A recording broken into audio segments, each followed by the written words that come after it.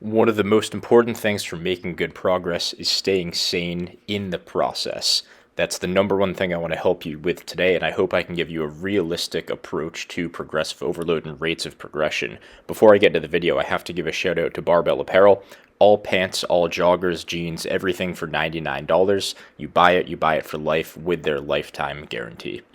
Alright, so anybody that's followed this channel for a long time knows that I built my channel off of a very specific philosophy, which is that progressive overload anxiety and obsession with the rate of progression that you see at the gym is the most common thing that's going to hold back any serious lifter past the beginner phase of lifting. So even to this day in 2025, I still think this is a major issue, and I still see it happening quite a lot, not just in the gym, but also being talked about throughout social media. There's a very unrealistic expectation of the rate of progress that lifters should be seeing. And this is for a few different reasons, but I think the main thing that this comes down to is something I've talked about quite a bit before a very long time ago, which is going to be most content creators aim their content towards beginners or towards less serious lifters because those happen to be the mass. They happen to be the larger audience. So obviously, when content creators make their videos geared towards those people, they're going to get more and more views. These are people that aren't too serious about lifting, just are kind of spinning their wheels, and usually they have at least one major training variable that is just completely holding them back, that in reality is a very simple fix, but may never be fixed because they're not serious enough about lifting to fix it. Usually this is going to be either your intensity, so people that just don't want to kind of embrace how hard lifting is and just kind of get comfortable getting uncomfortable, as corny as that phrase might be. I really do like it. And ultimately what happens is content creators kind of sell out to making content for these types of people. And whether it's a true sellout and they're just looking for extra views for financial gain, or if they're just genuinely trying to help these masses of people that aren't seeming to get the results that they desire. And a lot of the time it's a very simple fix, like I just talked about a second ago. Usually they just have to simply train harder, eat a little bit more, clean up their technique. It's very basic stuff. But what happens with this is you get so many content creators that get such a huge following and have such a loud voice that make all this content that ultimately the intermediate and advanced lifters, or even late beginners, start to kind of get a little bit brainwashed and persuaded by just a little bit too much. Because when you're an intermediate or advanced lifter, you take it very seriously. It's part of your lifestyle. You like to kind of watch content, hang around on the online fitness industry and whatnot, online fitness community, I should say. And it's very easy to let this constant voice that you're hearing of, oh, you have to progress at this crazy rapid rate, add 5 pounds every time you go to the gym, add a rep to your set every time you go to the gym. That stuff, it's all well and good, I guess, for beginners, but when you hear that constantly, it just starts to warp your perception of how fast you should be progressing in the gym, and you have to know when to kind of drop that approach, because ultimately that will hold you back. It's just not realistic, and it's just not sustainable. So the first kind of talking point that I wanted to go through today is this unrealistic progression standard that is existing in the fitness industry. A lot of people will, or a lot of content creators and lifters will talk about you have to add a rep every single week, but in the vast majority of cases, this just doesn't happen, even for the content creators talking about things like this. So what I want to do is actually take you guys through this 1 rep max calculator from strengthlevel.com. So there's a handful of different calculators. They're all more or less the same from what I can tell. But this will just give you a realistic look into how rates of progression go. So let's say you are benching 245 pounds for your 1 rep max. Or let's say you're doing 225 for 4 reps on your favorite pressing variation, whether it's a barbell bench, machine bench, Smith bench. It doesn't really matter. So let me record my screen and I'll pull this up for you. So, all right, I think that's going. So if you're benching or whatever press variation you prefer, 225 for 4, let's calculate that 1 rep max. So this would put your 1 rep max at 245 pounds if you're doing 225 for 4. So let's say your goal is to add a rep every week, just 1 rep, no more, no less. You're not even adding weight every week. Let's say you do that for 12 weeks. Actually, let's go even a little bit smaller here. Let's say you do that for 6 weeks, and you add 1 rep every week. Now you're doing 225 for 10. Let's see what happens to that 245 1 rep max. It is now 300. So I hope that puts things in perspective just a little bit. You added 55 pounds to your 1 rep max in 6 weeks. How many times does 6 weeks go into a year? What's that? 8 times, 8.5 times. So if you want to take 55 pounds and repeat that 8 times, that's 400 pounds to your 1 rep max. So okay, if you think that's realistic, adding a rep every week, that means your 245 1 rep max would then go to 645 within 1 calendar year.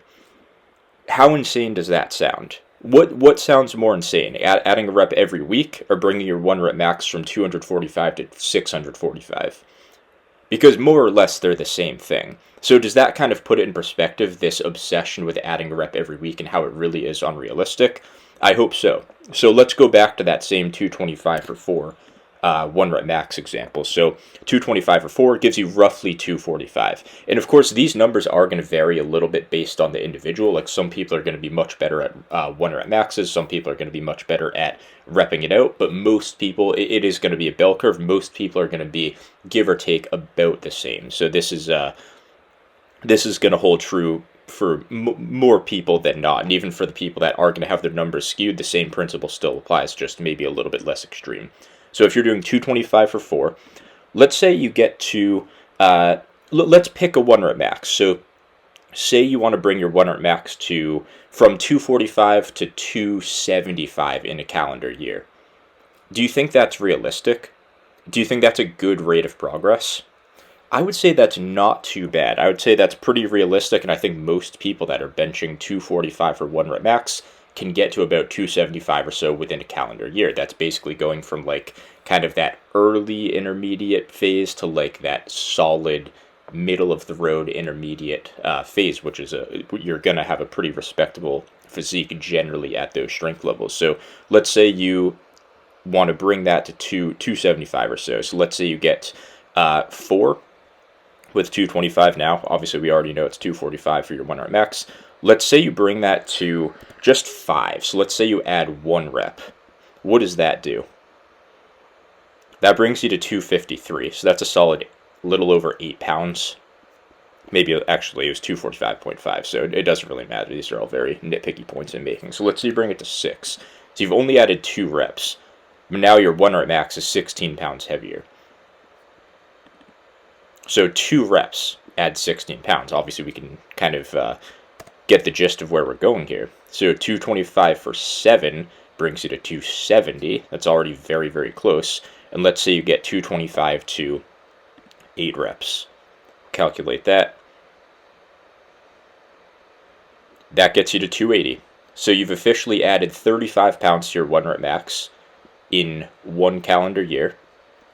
And you've added 4 reps to your 225 rep out.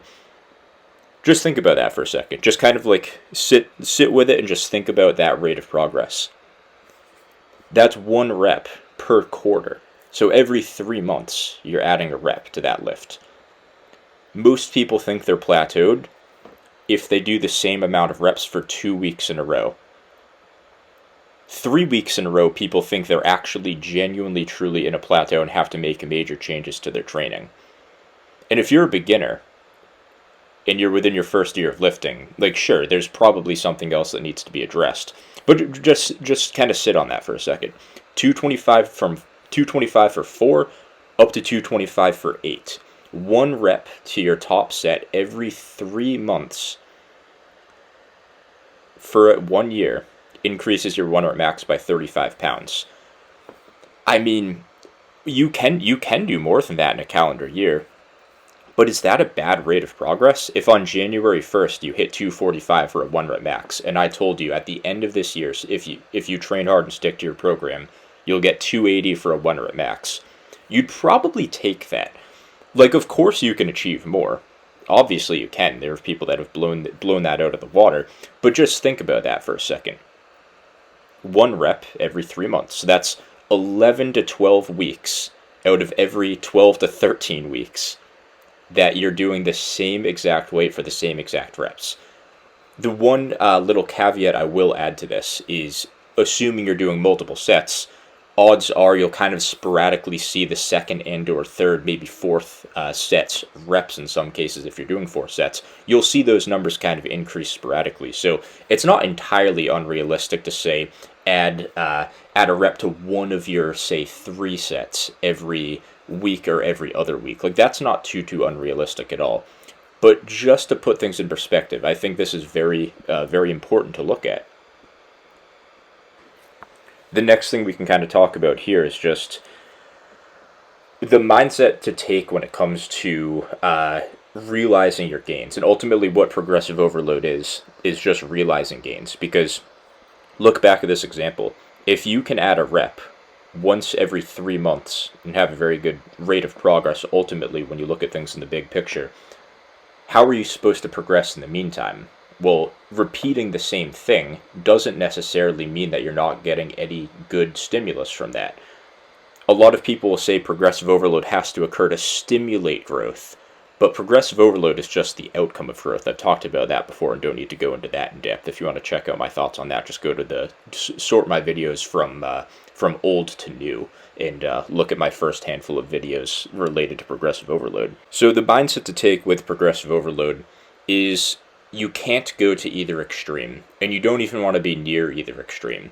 And what these two extremes are at the end of the spectrum would be, one is going to be the progressive overload obsessed individual, and this person is going to suffer from many things, and I've suffered from these same things before.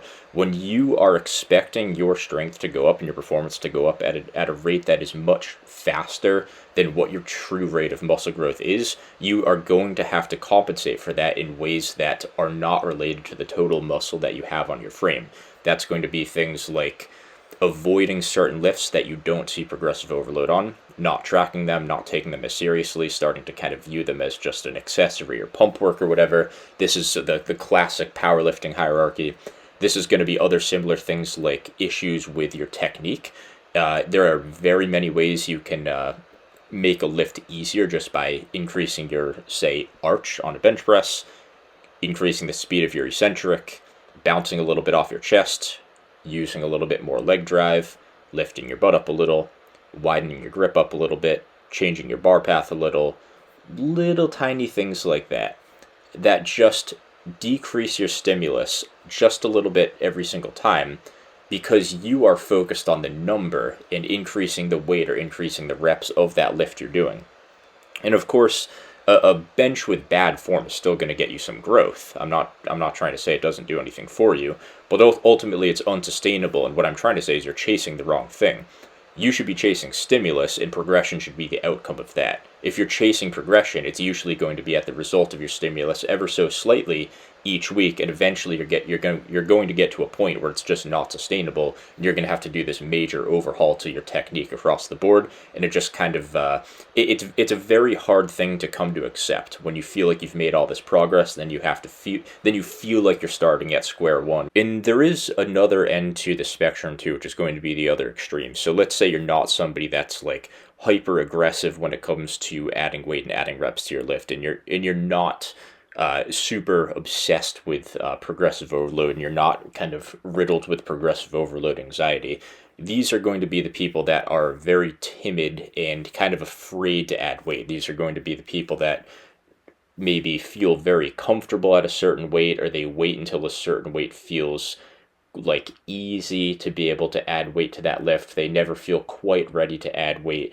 These are the people that worry too much about their mind-muscle connection and the way a certain weight feels. Like, obviously, you're going to have a better mind-muscle connection. You'll be able to feel the target muscle better when you're using lighter weight, just because you have more control over it. You're going to end up doing slightly higher reps, so you can squeeze it a little bit more. You can get more of a pump. You have more of a burn. You have all of these sensations, and they can feel very good, and they can feel very satisfying in the short term, but ultimately that weight isn't going to be potent enough to get you to grow, since you're so much stronger and you have so much more muscle mass than somebody that should be using that weight. You can handle much more, and you realistically have to handle more weight to challenge maximally that muscle in order to get it to grow. So while that type of training might work in your beginner phase when you are basically making noob gains and you're gaining weight at a very rapid rate and you'll kind of respond to most good training within reason, then that can work. But trust me, I mean, after a couple months of that, your gains are going to hit a wall, and don't get overly attached to that training style. So the tough part is a lot of people will be very hesitant to embrace the advice that I'm giving in a video like this because they fear that it will kind of make those people feel validated, that they should be very timid to add weight and everything. But the reality is you don't want to be on either end of the extreme. You actually want to be very much balanced in the scenario. You don't want to be the person that is way too aggressive. You don't want to be the person that is way too shy and timid when it comes to adding weight. So what I want to talk about here is you have to be able to strike. You have to know when that +1 is going to be available. In some cases, this is going to be you failing a rep. This is going to be you not taking that extra rep and not trying to force the rep because you know it might not be there. But it's more so just understanding when to try and aim for that +1. It's important to know that it should be coming and that you can't just get complacent and you can't just accept that you're doing this weight for this many reps, because you never know when that +1 is coming. So if you're like, all right, well, once every 3 months I can add a rep and get away with it, well, I'll just plan on doing 225 for 4 every time I go to the gym.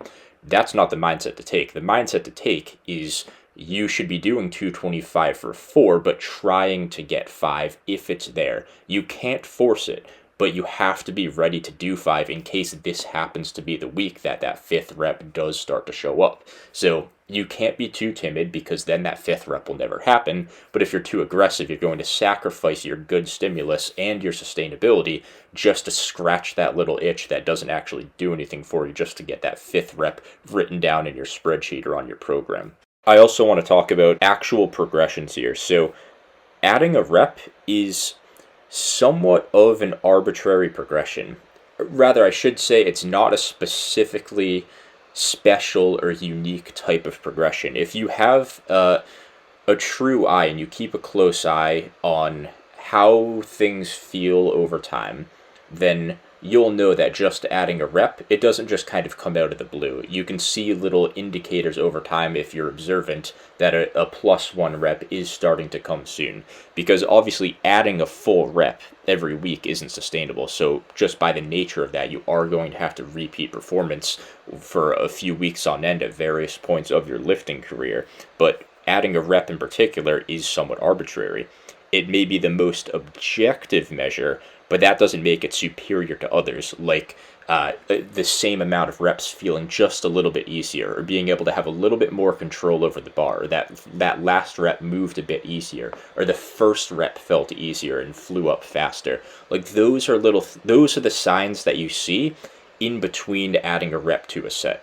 And if the same weight and the same reps just feels the same exact way every time, the last rep is always a grinder, your butt always comes up on that last one, then you might actually be in a plateau.